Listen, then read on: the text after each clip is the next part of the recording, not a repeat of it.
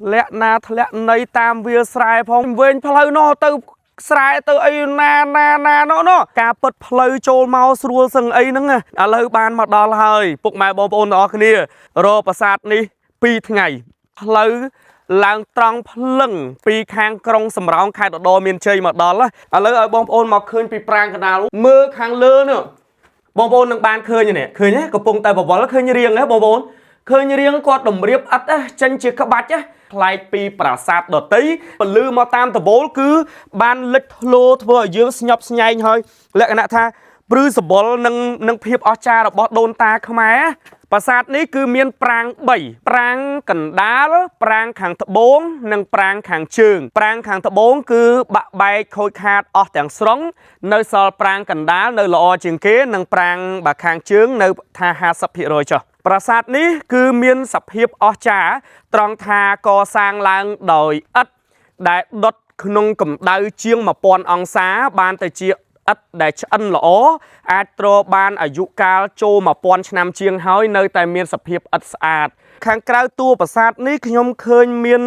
បំណែកនៃថ្មភក់បងប្អូនឃើញមានឋានយោនីហើយមាននេះបំណែកដូច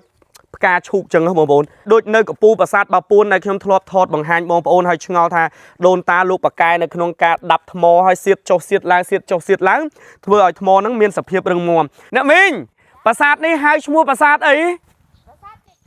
ប្រាសាទជែកក្បូរបើមានបញ្ហាស្រាវធ្មេញហើយទូមហូបឆ្ងាញ់យ៉ាងណាក៏គ្មានក្តីសុខដែរថ្នាំដុសធ្មេញគុជខ្យងកេណូអ្នកឯកទេសកម្ចាត់នៅបញ្ហាស្រាវធ្មេញយ៉ាងមានប្រសិទ្ធភាពមិនត្រឹមតែកម្ចាត់នៅបញ្ហាស្រាវធ្មេញប៉ុណ្ណោះទេបងប្អូនដែលឧស្សាហ៍មានបញ្ហាពងបែកនៅក្នុងមាត់រាក់ស៊ីធ្មេញឈាមតាមអញ្ចាញធ្មេញសុខភាពធ្មេញមិនរឹងមាំឬបងប្អូនដែលមានបញ្ហាពណ៌ធ្មេញស្រអាប់ក្លិនមាត់មិនល្អកុំភ្លេចប្រើប្រាស់នៅផលិតផលថ្នាំដុសធ្មេញគុជខ្យងកេណូអូយមកដល់ហើយបងប្អូនទាំងអស់គ្នាជាក់ស្ដែងឥឡូវបានមកដល់ហើយបងប្អូនការពិតផ្លូវចូលមកស្រួលសឹងអីហ្នឹងតែក្រុមការងារខ្ញុំដំបងឡើយគឺអត់ស្គាល់ផ្លូវធ្លាក់ណាធ្លាក់នៃតាមវាលស្រែផងមីងអើយជំរាបសួរអញ្ជើញទៅណានោះមីងអូទៅក្នុងភូមិអ្នកមីងប្រាសាទនេះហៅឈ្មោះប្រាសាទអីប្រាសាទជែកក្បូរអ្នកមីងខ្ញុំរកប្រាសាទនេះតាំងថ្ងៃម្សិលមិញណាមីងហើយណកម្មាទោសចាស់តែនិយាយតាមធាតុពិតអ្នកមីងអើយវិញផ្លូវណទៅស្រែទៅអីណាណតតែចិត្តយប់មើលទៅមិនកើតទេបកឡើងមកទីប្រជុំជនវិញនិយាយសួរគេសួរតាមតណៈប៉ុន្តែយើងមើលតាមផែនទី Google Map មើលអីមីងហើយចឹងឡានបើកតាមផ្លូវតាមវាលតាមស្រែរមានឃើញណាដល់ពេលមើលទៅអូមិនកើតទេមេឃល្ងឹតទៅយប់ហើយដល់ពេលអញ្ចឹងក៏បកឡើងមកភូមិវិញទើបថ្ងៃហ្នឹងសាកព្យាយាមម្ដងទៀតរកផ្លូវម្ដងទៀតបានមកដល់បាទសុខសប្បាយមីងណាបាទអរគុណបងប្អូនឥឡូវបានមកដល់ហើយពុកម៉ែបងប្អូនទាំងអស់គ្នានិយាយតាមជាក់ស្ដែងរកប្រាសាទនេះ2 ថ្ងៃម្សិលមិញហើយនឹងថ្ងៃនេះការពិតប្រាសាទនេះផ្លូវឡើងត្រង់ភ្លឹងពីខាងក្រុងសំរោងខេត្តឧត្តរមានជ័យមកដល់តែដោយសារតែ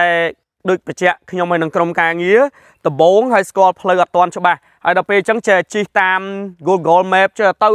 ធ្លាក់ណាធ្លាក់នេះចេះទៅតាមវាលស្រែឥឡូវជោគជ័យបងប្អូនបានមកដល់ឃើញប្រាសាទដ៏អស្ចារ្យនេះហើយផ្លូវស្រួលធ្វើដំណើរមកទេបងប្អូនណាចង់មកដល់ប្រាសាទបុរាណដ៏អស្ចារ្យមួយនេះបងប្អូនអាច search Google Map ដាក់ថាវត្តប្រាសាទជែកក្បូរគឺនៅចិត្តវត្តហ្នឹងវត្តនៅខាងនេះប្រាសាទនៅខាងនេះចិត្តគ្នាទេបងប្អូនអរគ្នាឥឡូវបានមកដល់ហើយនេះគឺជាប្រាសាទមួយដែលមានក្បូរក្បាច់រចនាប្លែកពីប្រាសាទដទៃប្លែកមិនបងប្អូនមើលពីខាងក្រៅយើងឃើញថាជាប្រាសាទដែលកសាងឡើងដោយឥដ្ឋដុតដោយប្រាសាទមួយចំនួនទៀតដែរដែលកសាងឡើងដោយឥដ្ឋតែបន្តិចទៀតខ្ញុំនឹងបង្ហាញពីខាងក្នុងប្រាសាទភាពអស្ចារ្យដែលអាចនិយាយបានថាកម្រនឹងមានប្រាសាទណាគឺមានខាងក្នុងដោយប្រាសាទហ្នឹងគឺមានតែប្រាសាទហ្នឹងទេដែលមានសិល្បៈខាងក្នុងនៃការរៀបចំនៅឥដ្ឋក៏ដូចជាស្ថាបត្យកម្មគឺប្លែកពីប្រាសាទដទៃតែម្ដងប្រាសាទនេះបើតាមឯកសារមួយចំនួនបញ្ជាក់ថាជាប្រាសាទដែលកសាងឡើងនៅពាក់កណ្ដាលសតវត្សទី បាទរវាងពាក់កណ្ដាលសតវត្សទី10ដល់ចុងសតវត្សទី10អញ្ចឹងបើគិតមកដល់ឥឡូវនេះគឺរយៈពេលឆ្នាំជាង1000ឆ្នាំហើយបងប្អូនអរគ្នាប្រាសាទនេះគឺមានប្រាង្គ3បងប្អូនណាគឺមានប្រាង្គកណ្ដាលប្រាង្គខាងត្បូងនិងប្រាង្គខាងជើងពាក្យថាប្រាង្គហ្នឹងដូចតួប្រាសាទមួយអញ្ចឹងណាបងប្អូនគាត់ទទួលជ្រាបច្បាស់ហើយប៉ុន្តែខ្ញុំជម្រាបជូនបងប្អូនគេលឺពាក្យថាប្រាង្គហ្នឹងបានន័យថាម៉េចប្រាង្គហ្នឹងបានន័យថាមកតួប្រាសាទអញ្ចឹងប្រាង្គខាងត្បូងប្រាង្គកណ្ដាលនិងប្រាង្គខាងជើងបងប្អូនអរគ្នាតែគួរឲ្យសោកស្ដាយដោយសារតែអាយុកាលរាប់ពាន់ឆ្នាំមកហើយចូលពាន់ឆ្នាំអញ្ចឹងធ្វើឲ្យប្រាង្គខាងត្បូងបងប្អូនគឺរលំបាក់បែកសឹងទាំងស្រុងសឹងទាំងស្រុងទៅទាំងស្រុងហើយនៅតែផ្នែកផ្ដែផ្នែកខ្លោងទ្វារទេបងប្អូនហើយបើប្រាង្គកណ្ដាលនៅល្អជាងគេមកតួប្រាង្គកណ្ដាលហ្មងបងប្អូនហើយនឹងប្រាង្គខាងជើងឃើញថាបាត់កពូលបាទផ្នែកកពូលហ្នឹងគឺបាក់បែកអស់ហើយគឺនៅត្រឹមតែពាក់កណ្ដាលរហូតដល់ផ្នែកខាងក្រោមអញ្ចឹងប្រាង្គខាងត្បូងគឺបាក់បែកខូចខាតអស់ទាំងស្រុងនៅសល់ប្រាង្គកណ្ដាលនៅល្អជាងគេនិងប្រាង្គបាទខាងជើងនៅថា 50% ចុះតែបងប្អូនមើលប្រាង្គខាងជើងគឺមានការពាត់ខ្សែកាបបានន័យថាក្រមការងារជំនាញអាជ្ញាធរពាក់ព័ន្ធសម័យក្រសួងជំនាញគឺលោកបានប្រើខ្សែកាបនៅក្នុងការជួយពាត់គ្រីបបាទនៅឥដ្ឋហ្នឹងដើម្បីឲ្យនៅសភាពល្អបាទកុំឲ្យមានការបាក់អលុំមកហើយដល់ពេលប្រាង្គកណ្ដាលនេះបងប្អូនមើលឃើញដែកគឺដែកទុលសម័យក្រោយណាបងប្អូនកុំច្រឡំថាដែកសម័យពីដើមណាប្រាសាទជែកក្បូរគឺកសាងឡើងនៅលើទីទួលដែលមានសន្តានរាង4ជ្រុង30ម៉ែត្រ4ជ្រុងនឹងបើយោងតាមឯកសារដែលបានលើកឡើងហើយប្រាសាទនេះគឺឈរតម្រៀបគ្នាលើអតែមួយត្បូងកណ្ដាលជើងបាទរត់លើខ្សែអតែមួយបែរមុខទៅទិសខាងកើតហើយនៅចំទិសខាងកើតនេះគឺជាស្រះទឹកបុរាណនឹងបើយោងតាមការបញ្ជាក់បងប្អូននេះមិនមែនសម័យថ្មីទេបានន័យថាគឺជាស្រះទឹកតាំងពីដើមតែម្ដងតំណងយើងមិនដឹងថាតើបុព្វបុរសខ្មែរកាលពីពាក់កណ្ដាលសតវត្សទី10នោះលោកបានជីកធ្វើជាស្រះទឹកបុរាណនៅពីមុខហ្នឹងហើយយកដីហ្នឹងដើម្បីមកពូនធ្វើជាទីទួលនេះឬក៏យ៉ាងណាខ្ញុំអត់ហ៊ានសន្និដ្ឋានទេតែគ្រាន់ដឹងថាទីតាំងដែលកសាងប្រាសាទនៅលើទីទួលនេះគឺរាង4ជ្រុងស្មើ30ម៉ែត្រ4ជ្រុងហើយចំពីមុខគឺខាងកើតប្រាសាទចំគឺមានស្រះទឹកបុរាណបងប្អូនឃើញទេនោះក៏ស្រះនេះក៏ស្រះមិនដឹងថាពីមុនគឺជាស្រះតែមួយឬក៏ជាស្រះឆ្វេងស្រះស្ដាំខ្ញុំអត់ហ៊ានសន្និដ្ឋានក៏ដឹងថាខាងនេះនៅជាស្រះច្បាស់នៅខាងនេះក៏ជាស្រះច្បាស់ប៉ុន្តែចំកណ្ដាលនេះដូចជារាងទីទួលបន្តិចបងប្អូនណាអញ្ចឹងរយៈពេលជាង1000ឆ្នាំហើយមិនមែនធម្មតាទេយោងតាមឯកសារបានបញ្ជាក់ថាប្រាសាទជ័យក្បូរគឺរចនាបថប្រែរូបបាទចំនួនទី1បានន័យថាដំណាក់កាលទី1ការកសាងភ្លាមរចនាបថប្រែរូបបន្តមកចូលដល់ដំណាក់កាលទី2គឺរចនាបថឃ្លាំងអញ្ចឹងប្រាសាទនេះគឺមានសភាពអស្ចារ្យត្រង់ថាកសាងឡើងដោយឥដ្ឋដែលដុតក្នុងកម្ដៅជាង1000អង្សាបានទៅជាឥដ្ឋដែលឆ្អិនល្អអាចទ្របានអាយុកាលចូល1000ឆ្នាំជាងហើយនៅតែមានសភាពឥដ្ឋស្អាតហើយផ្នែកនៃប្រាសាទដោយផ្ទាល់គឺឥដ្ឋធ្វើជាតួប្រាសាទផ្នែកដូចជាផ្ដែស៊ុំខ្លោងទ្វារគឺថ្មភក់ក្រាស់ឥឡូវបងប្អូនមើលកន្លែងនេះបញ្ជាក់បងប្អូនណានេះគឺជាខ្លោងទ្វារតួប្រាសាទខាងត្បូងក្រុមការងារជំនាញលោកជួយទប់ទល់បានប៉ុណ្ណឹងផ្នែកចម្លាក់ដូចជាបាត់សឹងទាំងស្រុងហើយការពិតពីមុនមកនៅលើផ្ដែនេះគឺមានចម្លាក់ច្រើនណាតាក់ទងទៅនឹងបែបព្រហ្មញ្ញសាសនាអញ្ចឹងបើយោងតាមឯកសារបានឲ្យដឹងថាប្រាសាទនេះគឺគោរពទៅដល់លទ្ធិព្រហ្មញ្ញសាសនាអញ្ចឹងពីមុនតួប្រាសាទនៅហ្នឹងណាបងប្អូនប៉ុន្តែដល់ពេលឥឡូវតួប្រាសាទឬក៏យើងហៅថាប្រាង្គខាងត្បូងហ្នឹងបាក់អស់ទៅនៅសល់តែផ្នែកស៊ុំទ្វារដែលធ្វើពីថ្មភក់អញ្ចឹងអាជ្ញាធរជំនាញលោកទប់ទល់បានស៊ុំទ្វារដែលធ្វើពីថ្មភក់ផ្នែកឥដ្ឋខុសពីថ្មភក់ឥដ្ឋគឺជាដីហើយគេយកទៅដុតអញ្ចឹងកាលណាតែពុកផុយគឺคล้ายទៅជាដីវិញបំណែកសល់ប៉ុនម្រាមដៃកដៃកពួនដៃឬក៏បងប្អូនដឹងហើយគឺរលាយសុសបាទទៅជាដីធម្មតាវិញទាំងអស់ដូច្នេះអត់អាចនៅក្នុងការយកមកតម្រៀបតគ្នាជួសជុលបានដោយថ្មភក់ទេបើថ្មភក់ បាក់បែកមិនក៏នៅសភាពគឺអាចជួសជុលបានខ្លះតែបើឥតទេខ្លះគឺពិបាកនៅក្នុងការជួសជុលបងប្អូនមើលដូចជាមានតបកឈូកកំពុំឈូកប្រាសាទនេះគឺធ្វើទ្វារបញ្ឆោត3ទិសបាទគឺពីឆ្វេងពីស្ដាំពីក្រោយឥឡូវខ្ញុំបង្ហាញពីភាពអស្ចារ្យឲ្យបងប្អូនបានទស្សនាទាំងអស់គ្នាថាទេឮតែនិយាយថាប្រាសាទនេះមានក្បាច់រចនាឃើញពីភាពអស្ចារ្យខុសពីប្រាសាទដទៃគឺខុសកន្លែងណាឥឡូវបងប្អូនអញ្ជើញមកទស្សនាខាងក្នុងជាមួយខ្ញុំទាំងអស់គ្នាបាទសូមអនុញ្ញាតកូនចៅចូលទៅខាងក្នុងដើម្បីផ្ដិតយកទស្សនវិជ្ជាពីភាពអស្ចារ្យនៅតួកណ្ដាលបាទឬក៏យើងហៅថាប្រាង្គកណ្ដាលរបស់ប្រាសាទដោយផ្ទាល់តែម្ដងបងប្អូនអរគ្នាឥឡូវឲ្យបងប្អូនមកឃើញពីប្រាង្គកណ្ដាលអូមានជ្រឹងមានកញ្ជៀវនេះអស្ចារ្យខ្លាំងហ៎ពុកម៉ែបងប្អូនអើយនេះបងប្អូនចូលមកកណ្ដាលហើយប្រវល់ទៅមើលខាងលើបងប្អូនណាមើលខាងលើនេះយើងមើលមកពីក្រៅគឺជាឥដ្ឋដែលតម្រៀបគ្នាជាប្រាសាទហាក់បីដូចប្រាសាទទូទៅដែលបងប្អូនធ្លាប់ឃើញប្រាសាទដែលកសាងឡើងដោយឥដ្ឋអញ្ចឹងក៏ប៉ុន្តែបើបងប្អូនបង្វិលចាក់ខុទៅខាងលើឲ្យចំបងប្អូននឹងបានឃើញនេះឃើញទេកំពុងតែបង្វិលឃើញរៀងហ៎បងប្អូនឃើញរៀងគាត់តម្រៀបឥដ្ឋចេញជាក្បាច់បានន័យថាតួជញ្ជាំងនីមួយគឺមានជ្រុងមានក្បាច់មានជ្រីដែលធ្វើឲ្យយើងសម្លឹងទៅផ្នែកខាងលើគឺបានឃើញពីភាពអស្ចារ្យនៃប្រាសាទគឺមានសន្តាននៃការរៀបមានស្ថាបត្យកម្មពិសេសអស្ចារ្យប្លែកពីប្រាសាទដទៃដែលបងប្អូនធ្លាប់ឃើញនាពេលកន្លងមកអញ្ចឹងនេះគឺជាចំណុចមួយពិសេសរបស់ប្រាសាទជ័យក្បូរដែលមានលក្ខណៈប្លែកពីប្រាសាទមួយចំនួនដែលបងប្អូនធ្លាប់ឃើញអញ្ចឹងពេលដែលពុកម៉ែបងប្អូនបានអញ្ជើញមកដល់ប្រាសាទជ័យក្បូរបងប្អូនចូលមកដល់តួកណ្ដាលឬក៏យើងហៅថាមកប្រាង្គកណ្ដាលបងប្អូនថ្វាយបង្គំគោរពបូជាហើយកុំភ្លេចបាទងើយទៅលើ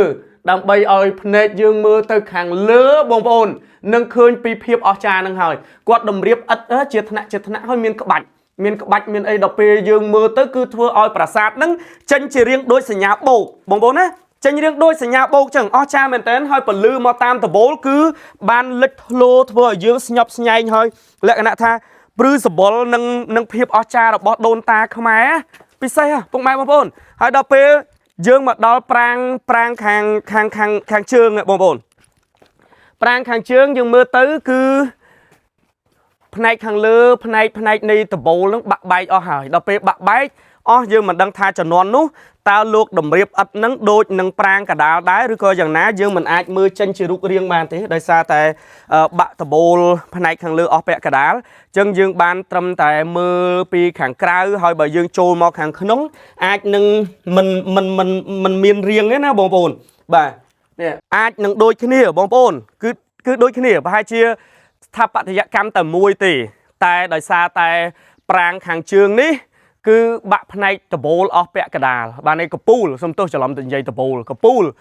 បានន័យថាតួប្រាសាទតួប្រាង្គហ្នឹងគឺបាត់កពូលអស់ពាក់កដាលហើយសល់តែត្រឹមពាក់កដាលមកក្រោមអញ្ចឹងធ្វើឲ្យយើងមើលឃើញពីប្រាសាទនេះគឺអត់ចេញរាងដូចតួកដាលទេអញ្ចឹងប្រាង្គកដាលគឺមានភាពអស្ចារ្យដែលមើលមកគឺលេចធ្លោតែម្ដងហើយនៅខាងក្រៅតួប្រាសាទនេះខ្ញុំឃើញមានបំណែកនៃថ្មភក់បងប្អូនក្បាច់នេះក្បាច់ដូចជាផ្នែកកពូលខាងលើតបកឈូកដូចអីចឹងបងប្អូនឃើញទេបាទប៉ុន្តែមានសភាពនៃការបាក់បែកអស់ខ្លះហើយអញ្ចឹងបើតាមសន្និដ្ឋានប្រាសាទជ័យក្បូរគឺជាប្រាសាទដែលកសាងឡើងដោយឥដ្ឋដុតនៅក្នុងកម្ដៅជាង1000អង្សាដើម្បីคล้ายទៅជាឥដ្ឋឆ្អិនហ្នឹងយកមកធ្វើជាតួប្រាសាទផ្នែកស៊ុំទ្វារខាងមុខសសរពេជ្រគឺធ្វើឡើងដោយថ្មភក់និងផ្នែកកពូលខាងលើបំផុតបើតាមខ្ញុំមើលគឺអាចនឹងមិនអាចទេគឺចាក់ស្ដែងហ្មងព្រោះមានបំណែកនៅសល់នៅហ្នឹងគឺជាថ្មភក់ដែលធ្វើជាតបកឈូកនៅខាងលើបងប្អូនធ្លាប់ឃើញនេះដូចចាក់ស្ដែងបាទយើងឃើញមានឋានយោនីហើយមាននេះបំណែកដូចផ្កាឈូកចឹងបងប្អូនតម្រផ្កាឈូកកំពុំដូចបងប្អូនធ្លាប់ឃើញនៅប្រាសាទច្រើននៅក្នុងខេត្តសៀមរាបផ្នែកដបូលហ្នឹងភិមានអាកាសបាពួនបាទដូចនៅកពូប្រាសាទបាពួនដែលខ្ញុំធ្លាប់ថតបង្ហាញបងប្អូនឲ្យឆ្ងល់ថាដូនតាលោកប៉ាកែនៅក្នុងការដាប់ថ្មឲ្យសៀតចុះសៀតឡើងធ្វើឲ្យថ្មហ្នឹងមានសភាពរឹងមាំអញ្ចឹងយើងឃើញថាមាននៅនេះស្លាកស្នាមបន្សល់ទុកគឺរៀងជាថ្មភក់ដាប់ចេញជា ផ្កាឈូកជាតបកឈូកអីនៅសល់នៅខាងក្រោមនឹងច្រើនបងប្អូនអញ្ចឹងយើងមើលទៅគឺប្រាសាទជ័យក្បូរជាប្រាសាទដែលកសាងឡើងដោយឥដ្ឋដុតស៊ុំទ្វារខាងមុខសសរពេជ្រគឺថ្មភក់ហើយនឹងកំពូលបាទកំពូលគឺរចនាបថថ្មភក់ដាប់ចេញជាកំពុំឈូកតបកឈូកគឺដាក់នៅកំពូលខាងលើបើគិតសម័យត្រឡប់មកវិញថាកាលពេលដែលកសាងហើយភ្លាមមិនទាន់មានការបាក់បែកទ្រុឌទ្រោមមិនដឹងថាអស្ចារ្យយ៉ាងណាទេយើងមើលទៅគឺស្កឹមស្កៃហ្មងហើយផ្នែកខាងមុខនេះបដែហ្នឹងគឺសិតតែចម្លាក់ទាំងអស់បញ្ជាក់បងប្អូនទទួលជ្រាបថាប្រាសាទនេះបើយើងមើលទៅគឺមានការគោរពបូជាពីបងប្អូនប្រជាពលរដ្ឋអ្នកស្រុកអ្នកភូមិអ្នកដែលមានជំនឿពូពេលដែលមកដល់ឃើញមានពីងទឹកបាទឃើញមានកន្លែងកំប៉ុងជើងធូបកន្លែងដោតធូបគោរពបូជាក៏ដូចជាមានបាយសីមានអីដែលសិតសឹងតែជាការគោរពបាទប្រតិបត្តិរបស់បងប្អូនអ្នកដែលមានជំនឿនៅនឹងប្រាសាទជ័យក្បូរនេះដោយផ្ទាល់តែម្ដងតែគាត់ថាឯកសារអត់ដូចជាអត់មានបញ្ជាក់ថាមានការរកឃើញនៅសាលាចារឹកនៅប្រាសាទជ័យក្បូរហ្នឹងទេបាទអត់ឃើញមានសាលាចារឹកទេបងប្អូនតែបើបងប្អូនបានដឹងបន្ថែមជួយខមមិនប្រាប់ផងដោយសារខ្ញុំមិនបានដឹងជ្រៅជ្រះអស់មិនមែនជាអ្នកប្រវត្តិសាស្ត្រសិក្សាស្រាវជ្រាវទេគ្រាន់តែថតបង្ហាញវីដេអូឲ្យបងប្អូនបានឃើញនៅបំណែកថ្មបាទដែលនៅសេសសល់នៅទីតាំងប្រាសាទនឹងច្រើនហើយក៏មានឃើញថាស្លាកស្នាមថ្មបាយក្រៀមហ្នឹងក៏នៅមានដែរអញ្ចឹងអាចនិយាយថាការកសាងប្រាសាទនេះគឺមានចម្រុះគ្នាទាំងឥដ្ឋបាទទាំងថ្មភក់និងថ្មបាយក្រៀមនេះដូចជាក់ស្ដែងណាតំណងប្រហែលជាពីមុនមកអាចថានេះគឺជាផ្លូវចុះទៅបាទកាន់ស្រះបុរាណដោយសារអមសងខាងយើងឃើញមានបំណែកថ្មបាយក្រៀមធំនៅចំហៀងខាងឆ្វេងនិងចំហៀងខាងស្ដាំទីកដាលនេះហាក់បីដូចជាទួលខ្នងអណ្ដើកតែឆ្វេងហើយនឹងស្ដាំគឺមានកលុកស្រះទឹកបុរាណនៅនឹងអញ្ចឹងពីដើមអាចនឹងមានការរៀបចំពិធីកិច្ចការបួងសួងគោរពបូជាបុណ្យទានអីចឹងព្រោះថាប្រាសាទនេះគឺដាប់ឆ្លាក់បងប្អូននិយាយតាក់ទងទៅនឹងរឿងកូរសមុទ្រទឹកដោះអញ្ចឹងបើយើងគិតឲ្យស៊ីជំរឿថាការកសាងពីដើមឡើយគឺគោរពទៅដល់លទ្ធិព្រហ្មញ្ញសាសនាកាលពីពាក់កណ្ដាលសតវត្សទី10ហើយពិតជាអស្ចារ្យបងប្អូនមកលេងខេត្តឧត្តរមានជ័យកុំភ្លេចណាបងប្អូនអត់ឆ្ងាយពីក្រុងសំរោងខេត្តឧត្តរមានជ័យប្រហែលទេបងប្អូនធ្វើដំណើរមកផ្លូវស្រួលទេបើមិនច្រឡំផ្លូវបងប្អូនដាក់តាប្រាសាទជ័យក្បូរឬក៏វត្តប្រាសាទជ័យក្បូរមកបងប្អូនអាចមកដល់ប្រាសាទនឹងហើយពេលមកដល់តួប៉មកណ្ដាលដូចខ្ញុំបញ្ជាក់ម្ដងទៀតអើតមើលខាងលើនឹងឃើញពីសិល្បៈដ៏ល្អប្លែកខុសពីប្រាសាទដទៃអរគុណដល់អ្នកឧបត្ថម្ភនៅក្នុងការផលិតវីដេអូបើមានបញ្ហាស្រាវធ្មេញហើយទូមហូបឆ្ងាញ់យ៉ាងណាក៏គ្មានក្តីសុខដែរថ្នាំដុសធ្មេញគុជខ្យងកេណូអ្នកឯកទេសកម្ចាត់នៅបញ្ហាស្រាវធ្មេញយ៉ាងមានប្រសិទ្ធភាពមិនត្រឹមតែកម្ចាត់នៅបញ្ហាស្រាវធ្មេញប៉ុណ្ណោះទេបងប្អូនដែលឧស្សាហ៍មានបញ្ហាពងបែកនៅក្នុងមាត់រាក់ស៊ីធ្មេញឈាមតាមអញ្ចាញធ្មេញសុខភាពធ្មេញមិនរឹងមាំឬបងប្អូនដែលមានបញ្ហាពណ៌ធ្មេញស្រអាប់ក្លិនមាត់មិនល្អកុំភ្លេចប្រើប្រាស់នៅផលិតផលថ្នាំដុសធ្មេញគុជខ្យងកេណូថ្នាំដុសធ្មេញគុជខ្យងកេណូផ្សំឡើងពីវត្ថុធាតុដើមធម្មជាតិល្អស្លឹកត្រចៀកក្រាញ់គុជខ្យងផ្កាខ្លាំងពូប្រទាលកន្ទុយក្រពើនិងជីអង្កាមក្នុងមួយទីបចំណុះរហូតដល់120ក្រាមតម្លៃត្រឹមតែ 15,000 រៀលតែប៉ុណ្ណោះបងប្អូនអាចរកទិញបាននៅគ្រប់ទីតាំងឱសថស្ថានតូបលក់ចាប់ហួយដេប៉ូចែកចាយឬនៅលើ page ដែលមានបង្ហោះលក់នៅថ្នាំដុសធ្មេញគុជខ្យងកេណូបងប្អូនក៏អាចទំនាក់ទំនងមកកាន់ page ផ្លូវការរបស់កេណូលេខទូរស័ព្ទ031 076 096 949 8000ជូនពរបងប្អូនសុខសប្បាយទាំងអស់គ្នាគណៈនេះខ្ញុំរួមនឹងក្រុមការងារសូមអរគុណសូមជម្រាបលា